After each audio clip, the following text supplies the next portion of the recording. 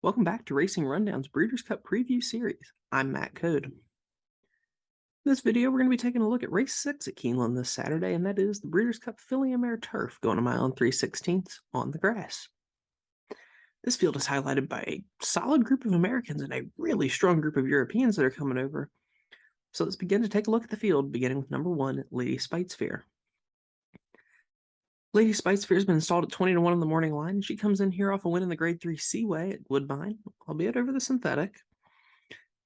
Ultimately, I think she's just a little bit too slow for this race.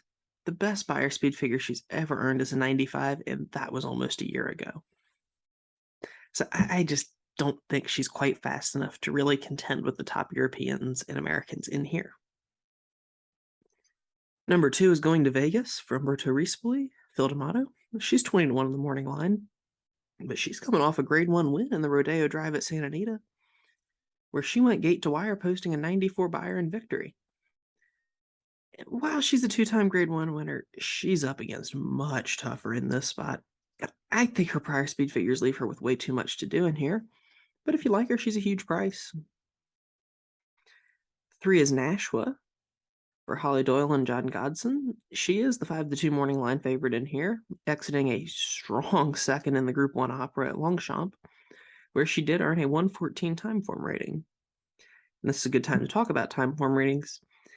They aren't necessarily speed figures in the way we would view them in America, but they're the only thing we have to go on with these European runners. So with those, the general rule of thumb is to subtract 12 to 14 points from the time form rating to get a pretty rough estimate of a buyer speed figure. But back to Nashua, she ran awfully well in that Opera. She got a little tired at the end, but that was very soft turf. Prior to that, she ran a nice race in winning a Group 1 at Goodwood. Her last 3 efforts have just been rock solid, and she figures to get a good trip in here. I think she's definitely one that you have to at least use in multi-race sequences. But I don't know that she has much of an edge on this field, so I do want to go into a few other horses in here. One of those is the number 4 Above the Curve for John Velasquez, Joseph O'Brien. She's 9-2 on the line. She's coming over off a nice third in the Opera, where she just missed running down Nashua for second.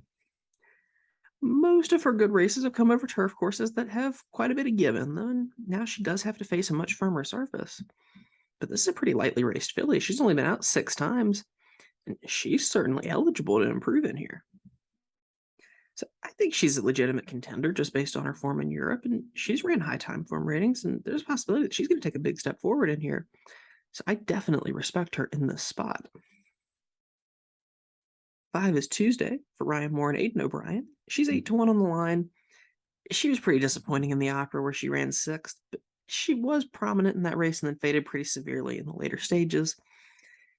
She did the exact same thing in her start prior to the Opera, but those races were on pretty soft turf courses. So I'm willing to give her a little bit of a pass for those, assuming that she got a little tired, going maybe a little bit further than she wants to go on ground that had a ton of give in it. 3 back, she ran a big 115 time form rating in the Yorkshire Oaks over good ground, and back in June, she of course won the Epsom Oaks over good ground.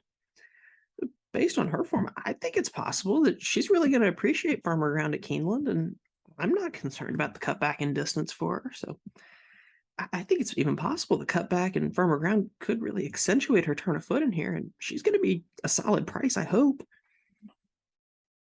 The 6 is another European Mise en Scene.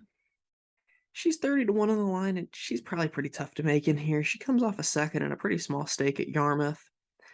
She did earn a career best 102 time form rating in that spot, but even if we're being generous and only subtracting 12 points off her rating, she's still pretty tough to make in this spot. Another European filly is the 7 Toy for Aidan O'Brien and Wayne Lorden. She's pretty clearly the lesser regarded of the 2 Aidan O'Brien trainees, and she comes in off a win in a $46,000 stake in Ireland. She did earn her career best time form rating in that race, but it's a 101. So, like Mise en Scene, I just think she's a cut below the contenders in this spot. Number 8 is Family Way for Tyler Gafflin and Brendan Walsh. This 5-year-old mare has been just a real consistent check getter this year. She's finished on the board in all 7 of her starts, mostly going a little bit longer. And she's also been just a little slower than I would like to see, topping out at a 95 buyer in 2022. But she's going to be in the back. She'll try to make a big rally late. I don't know that she's going to make much of an impact at a distance that might be a little bit shorter than her best, but again, she's going to be a huge price in here. 9 is Rougier for Chad Brown and Flavian Pratt.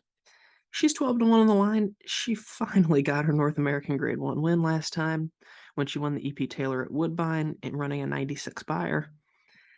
Overall, she's been pretty disappointing this year after transferring to Chad Brown off a season where she won the Arc in France.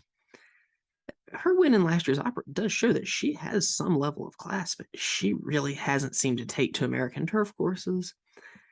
I don't know if that's just a matter of she doesn't like firmer turf, the distances aren't quite right for her, but I think she's doing pretty well coming into here, and she'll be rallying late, so I won't be surprised to see her run third in here. The 10 is another Chad Brown trainee, Virginia Joy. Irad Ortiz rides this one at 10-1.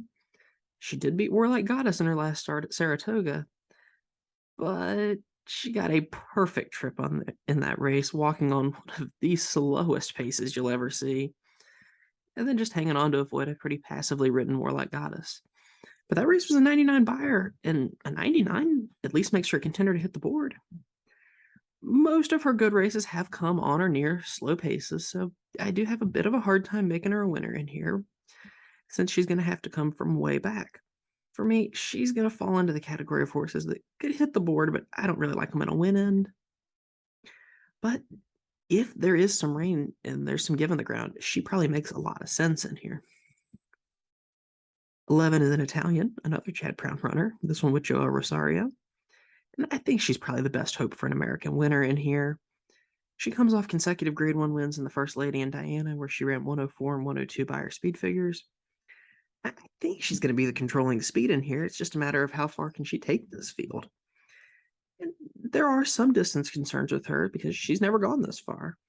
But she finished off that Diana well at 1.8 miles, so I think it's possible she's going to get another 16th perfectly fine.